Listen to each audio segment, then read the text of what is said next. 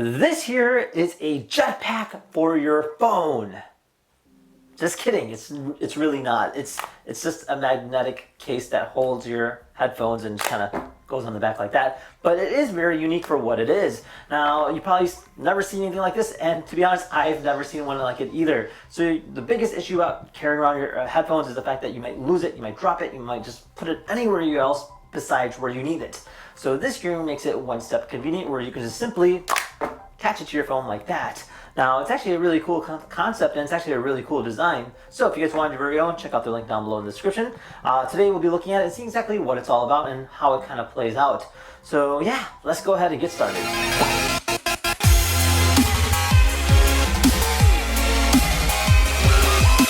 Alright, so this here is the box, all black with black writing. Alright, let's go ahead and see what's inside. Alright, so we have these cool looking headphones. They're really thin, really tiny. And then you have this almost like a bracket or like a case. I'm not sure how this works. Theoretically, it would just kind of show, that's pretty cool.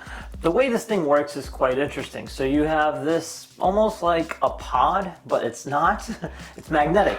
So the way it works is you take your phone, just like this, in the back of your phone, and you just go ahead and take this and just kind of snap into place. So that's kind of cool that you can go ahead and walk around with this without having to carry an extra case. Now, with that being said, these guys here will just go ahead and slide right into place just like this, and this will actually charge it at the same time. I thought it would be distracting for what it is, but essentially it's not that bad. So again, just go ahead and magnetize it just like that, and you can go ahead and carry it about. Now, the only issue is that if you kind of slightly touch it, it'll move. So I can imagine that it would get kind of irritating putting it in your pocket. It's probably just sliding around about. But the concept of it is pretty cool.